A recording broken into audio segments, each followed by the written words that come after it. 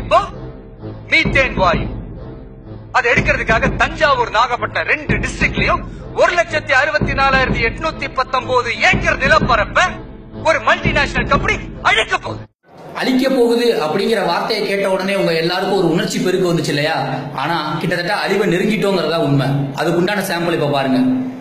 இதுதான் hydro carbon, அந்த ethane methane எடுக்கிறதுக்கான பம்ப் இதுதான், குழாய் இதுதான்.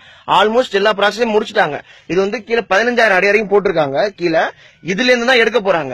இப்போ மேல கொண்டாந்து ஒரு மிஷினை மாட்டிட்டு டாப்ல மாட்டிட்டு அந்த 600 கெமிக்கல்ஸ் உள்ள விட்டோம் அப்படின்னா ஆட்டோமேட்டிக்கா கேஸ் எடுத்துடலாம். இனிமே தான் பம்பு போட்டு உரியன அவசியம் கிடையாது.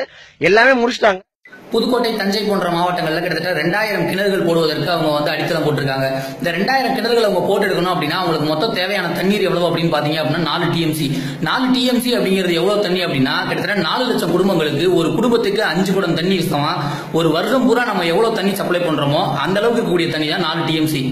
ஆனா நம்ம இன்னைக்கு கர்நாடகாரங்கள்ட்ட கேட்டுட்டு கெஞ்சிக்கிட்டு இருக்கோமே, ஆனா இங்க இவ்வளவு தண்ணீர் எங்க இருந்து எடுக்க போறாங்க? நம்மளை சுத்தி இருக்கக்கூடிய ஆறுகள், குளங்கள், ஏரிகள் எல்லா இடத்துல இருந்து தண்ணியை எடுத்துதான் இந்த ப்ராஜெக்டே அவங்க பண்ணணும். முதல் தடவையா இந்த ப்ராஜெக்ட் அவங்க செய்ய ஆரம்பிச்சிட்டாங்க அப்படின்னாலே நம்மளுக்கு பெரிய லாஸ், தண்ணி பிரச்சனை ஏற்பட ஆரம்பிக்கும். கடந்த 30 வருஷத்துல 12,456 ஏரிகள் மூடப்பட்டிருக்கு, 27,000க்கும் மேல குளங்கள் அழிக்கப்பட்டிருக்கு, 7 ஆறுகள் மூடப்பட்டிருக்கு, 1,67,512 ஏக்கர் விவசாய நிலம் அழிக்கப்பட்டிருக்கு. ரெண்டாவது, அவங்க இதுக்குள்ள ஊத்தக்கூடிய கெமிக்கல்ஸ் கிட்டத்தட்ட 690 கெமிக்கல்ஸ் உள்ள ஊத்துறாங்க. அந்த கெமிக்கல்ஸ் மறுபடியும் வெளியே எடுக்கிறாங்க கேஸோட. இந்த கேஸ் வந்து 3 வகை இடத்துல இருந்து எடுக்கிறாங்க. ஒன்னு டைட் சாண்ட்ல இருந்து எடுக்கிறாங்க, இன்னொன்னு சியர் இடத்துல இருந்து எடுக்கிறாங்க, இன்னொன்னு ராக் இடத்துல இருந்து எடுக்கிறாங்க.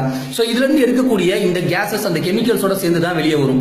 அப்படி வெளியில வரக்கூடிய அந்த கெமிக்கல்ல இருந்து கேஸை மட்டும் பிரிச்சு எடுத்ததுக்கு அப்புறமா மீதி இருக்கக்கூடிய சீவேஜஸ் என்ன பண்ணுவாங்க? மறுபடியும் நம்ம இடத்துல தான் கொட்டுவாங்க. இதை தயவு செய்து தடுத்தாகும். அப்படி தடுக்கல அப்படின்னா விவசாய நிலங்கள் எல்லாமே தரிசா போயிடும். நம்மளுக்கு சாப்பிட சாப்பாடு இருக்காது. அரிசி, பருப்புன்னு எல்லா விலைவாசிகளும் உயர ஆரம்பிக்கும். அத்தியாவசிய தேவைகள் எல்லாத்துக்குமே நம்ம அடுத்தவங்களை எதிர்பார்த்துக்கிட்டு இருக்கணும். அப்ப கடைசியில அவங்க வைக்கிறதா சட்டமா இருக்கும். மேலும் இந்த ப்ராஜெக்ட் அவங்க பண்ணணும் அப்படின்னா கிட்டத்தட்ட 40,000 வீடுகள் கட்டுறதுக்கு எவ்வளவு மணல் செலவாகுமோ அந்த அளவுக்கு அவங்க மணல் வந்து இதுல செலவு பண்ணி ஆகணும்.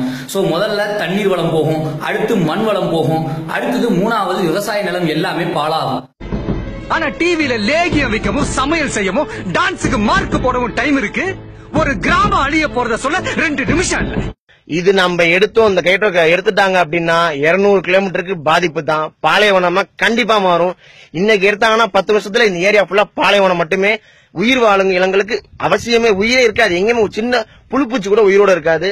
எல்லாரும் விழிப்புணர்வா வந்து போராடுங்க. நன்றி.